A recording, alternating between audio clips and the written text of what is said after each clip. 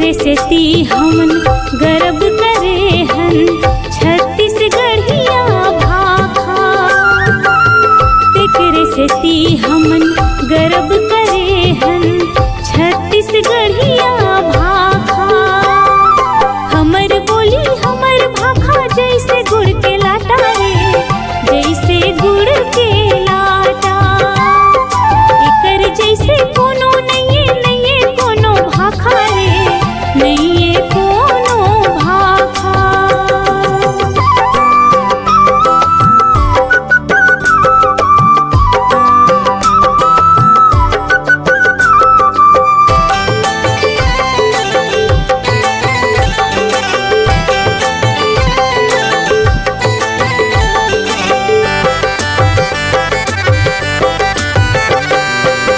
महतारी के लोरी बरोबर हावय हमर बोली।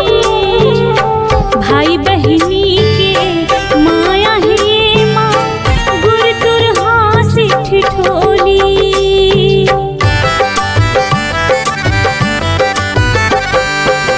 महतारी के लोरी बरोबर हावय हमर बोली।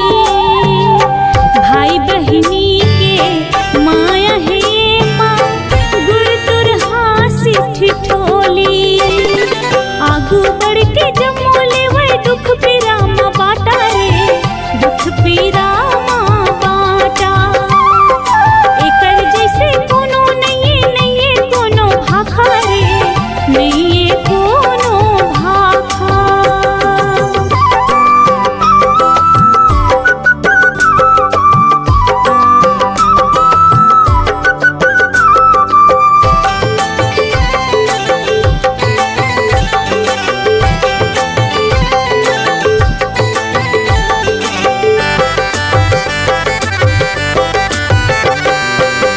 माया पीरित के गोठ गोठियावो जम्मो संगी जहुरिया। बानी हमर अमृत लागे बाजे जैसे बंसुरिया।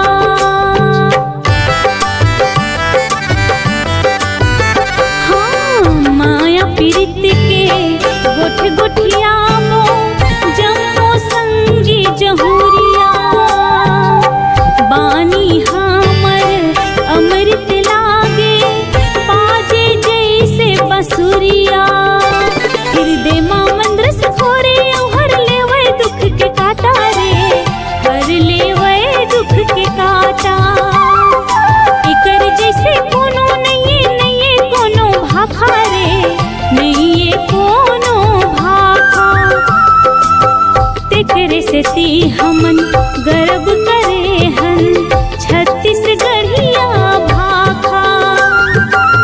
तेकरे से ती हमन गर्व करे हन छत्तीसगढ़िया भाखा। हमर बोली हमर भाखा जैसे गुड़ के लाटा रे, जैसे गुड़ के लाटा। एकर जैसे कोनो नहीं कोनो भाखा रे, नहीं कोनो